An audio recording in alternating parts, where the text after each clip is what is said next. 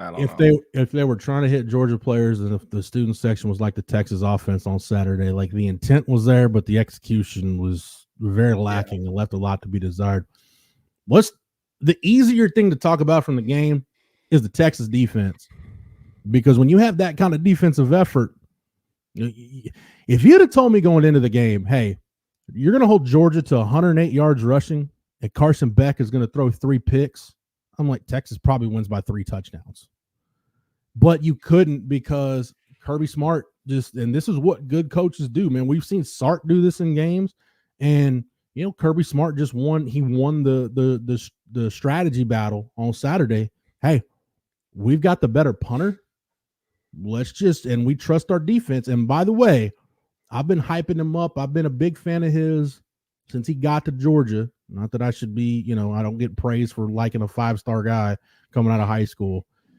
Dude, a healthy Mykel Williams completely changed the outlook of that defense. Even without Small Mondum, when you can have a healthy Jalen Walker on one side and a healthy Mykel Williams on the other, on top of everything else that was working against the Texas offense, did you get what you saw from Texas? That's the end result of that. And Jordan, I don't know how much you got to see of Georgia this year. I have not seen the Georgia front be that active, be that disruptive this year. And it's not that Georgia was athletically or physically superior to Texas. It was a combination of they were about as – and I didn't think Mykel Williams was going to be 100%, but he hasn't looked like that all year. You combine Georgia being at full strength on their edges with the fact that Texas, it seemed like they were just a half step slow offensively the entire night. Dude, it started snowballing, and it just didn't stop on Texas. And it really reminded me of the TCU game 2 years ago, where it just seemed like Sark was just grab bagging in terms of play calls, just trying to find something that worked. Nothing ever really worked, and we got what we got. Yeah, it felt very TCU-esque. I mean, from the product on the field to Jahdae Barron scoring another touchdown or getting close to it, having another big play. To, I'll say that is Texas kind of having a letdown in front of a really impressive visitor list. It's very similar to the 2022 TCU game. And, it's interesting because, like, how things have changed.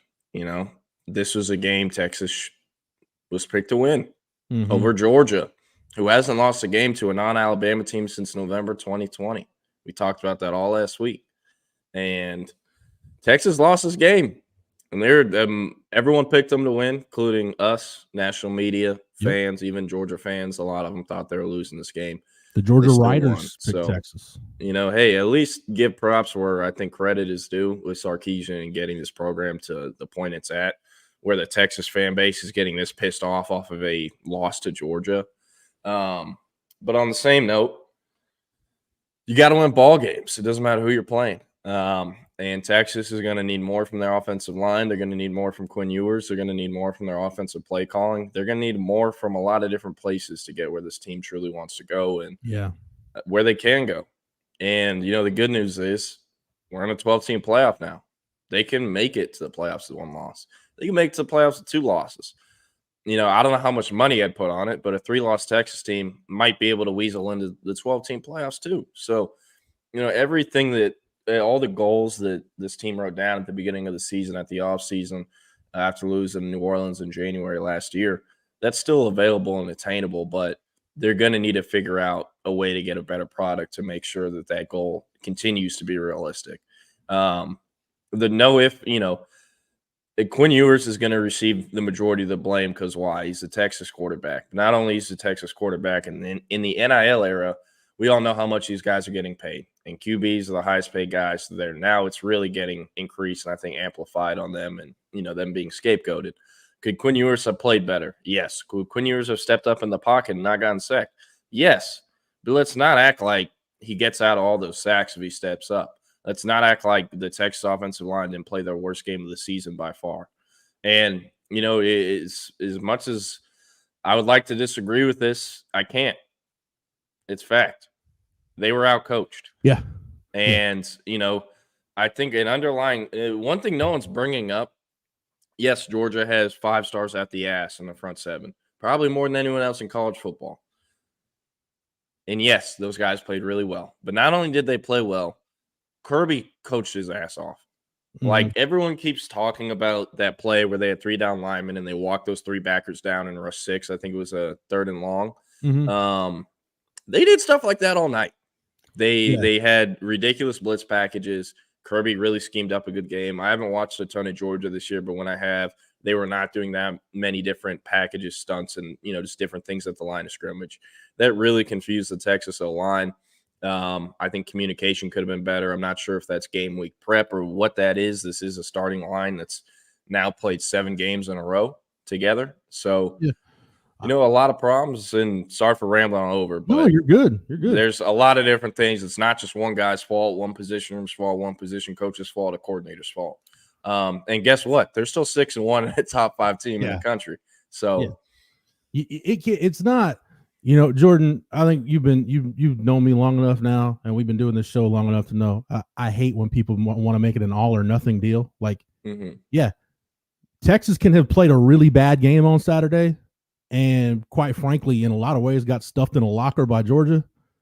But that doesn't mean this program sucks or that they're soft or that they're going in the wrong direction.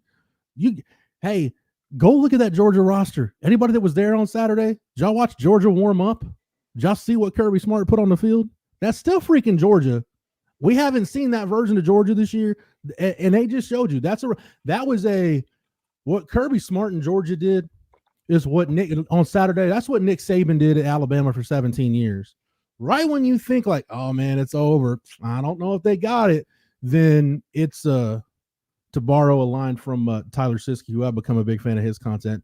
It was a drop your nuts kind of performance for Georgia. Like, hey, when we're at full strength and we're locked in and we're focused on kicking your ass, we're still the University of Georgia. We've still got talent. We still got the best coaches in the country. And we'll fight you for 60 minutes and make you wish you hadn't played us on Saturday. Am I wrong, Jordan? That's what Nick Saban did at Alabama for 17 years. No, you're not. And that's what Georgia did on Saturday. And to your point about Texas being outcoached, I agree with you, because I felt like offensively for Texas especially, it's really hard for me to find fault with the defense. It really is, because I want to read you Georgia's average, where Georgia started their drives. Okay, I've got Georgia's drive chart pulled up. Have you seen how many yards they had to go to score on all their scoring drives? This is where Georgia started their scoring drives, okay? The Texas 13, touchdown. The Texas 28, field goal. The Texas 34, touchdown. Their own 45, a field goal. The Texas 30, a field goal. And then they had the ball at their own 11. They went 89 yards in 11 plays. Of the 15 drives, let me say that again. Of the 15 drives Georgia had on Saturday, if you're going to tell me the Texas defense wasn't at their best for one of those, which was the 11-play 89-yarder, dude, I'll take that all day, every day. And to hold them to field goals and to only give up 3 touchdowns, look, man, I applaud Texas for that near goal line stand. It's really hard to keep anybody out of the end zone on 4 shots. That's why I was so disappointed last year with the Texas OU game. It's really hard to keep somebody out of the end zone when they got 4 shots from point blank range, let alone if it's Georgia. And at the end of the day, they're going to get one of those. They just got theirs on 4th and goal. So I really, with PK's side of the ball and Terry Joseph as a defensive pass game coordinator and Johnny Nansen, really hard for me to nitpick. The only thing you can nitpick, Jordan, there was maybe, some coverage things where they were lacking a little bit and allowed some 3rd and longs to get converted. And there were some issues with missed tackles. But dude, that's the difference between playing everybody else and having to defend Georgia's athletes in space. You're going to miss some tackles. They're going to get some plays.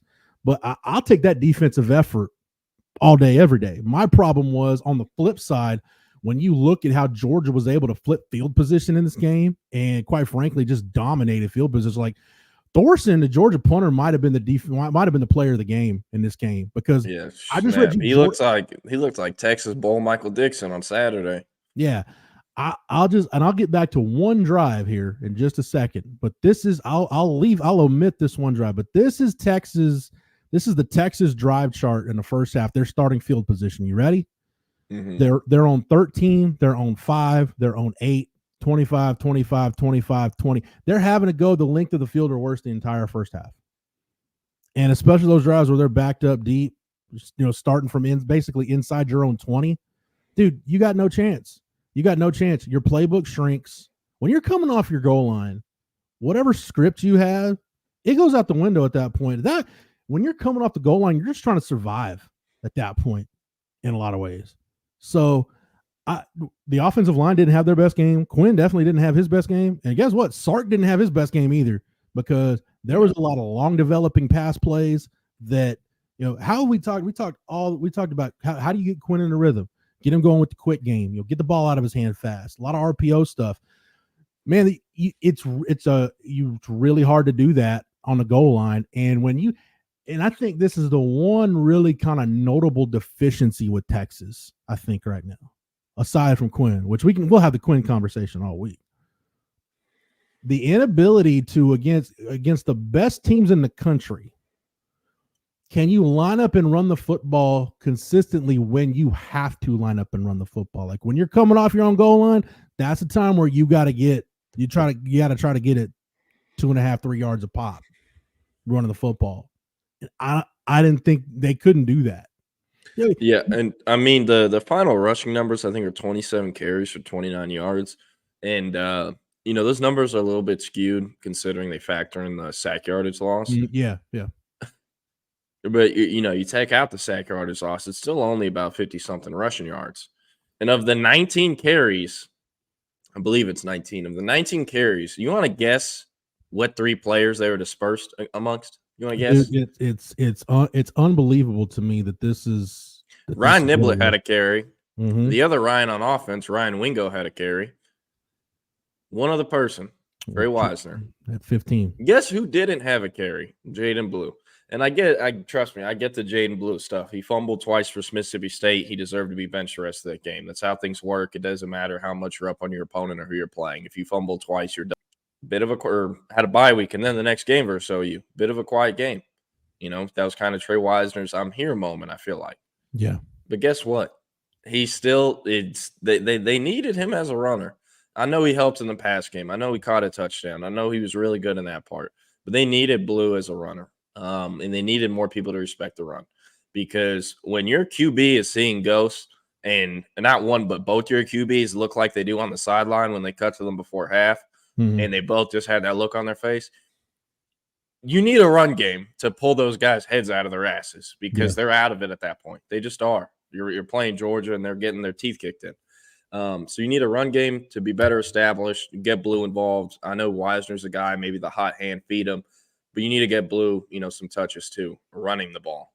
So that was a big deal for me. I think I wrote that in the round table that's coming out soon or already came out. But it'll be out. It'll be out about 5 o'clock this afternoon. Yeah. And one thing that's really pissing me off, people talking about Kelvin Banks. Man, I know it wasn't his best game by any means.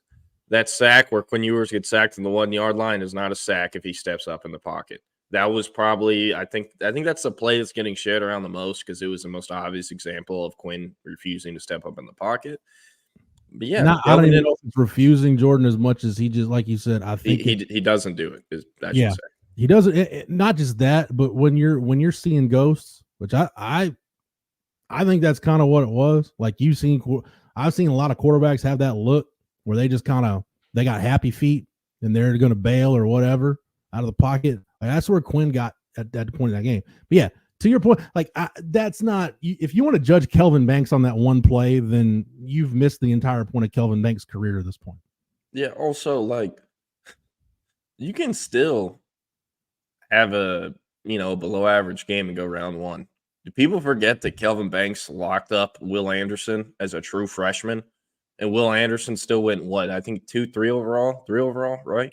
And Tyree Wilson and Will McDonald and Felix Anduka-Uzomah and exactly everybody they played last year. Dude, Jalen Walker. Guess what? Jalen Walker and Michael Williams are going to be top 15 picks. So you got 2 badass dudes going against each other. Yeah, you might lose one every now and then. Yeah, and it's interesting because Sark and Kyle Flood and Pequotowski, Kenny Baker. I feel like they've done a really, really good job of building the trenches to be an SEC caliber opponent or an SEC caliber team. If they Texas, if they didn't have that, Jordan, they wouldn't have had that on defense, and they'd have lost by 40 on Saturday. Oh yeah, but with Texas, they have the look of an SEC team in their front seven on their O-line. Yeah. But what an SEC championship team looks like, what a national championship team out of the SEC conference potentially looks like, is what Georgia rolled out there in their front seven. Texas is really talented. They have a future, probably top 10 pick in Colin Simmons in 3 years from now. And he is arguably giving more per snap than anyone else in the Texas defense is, and he's doing it as a true freshman. They also have Anthony Hill, who was the number one linebacker out of high school, will probably be the number one linebacker out of college when the draft rolls around. A lot of other pieces, too. They went big, spent a lot of money in the portal. But what Texas wants their front seven to look like, the players they want their front seven to look like, is what Georgia rolled out on Saturday. Yeah. As much as I hate to admit it, Texas doesn't have a Michael Williams. They don't even got a Smell Munden. And they also don't got a Jalen Walker. Yeah. And Georgia had 3 of those guys, and only 2 of them played on Saturday. And this is no shot to Texas. They're younger, and someone made a great point in the comments earlier. Sark's been building this program for 3.5 seasons. Kirby's at what, year 10, year 9? That's the difference.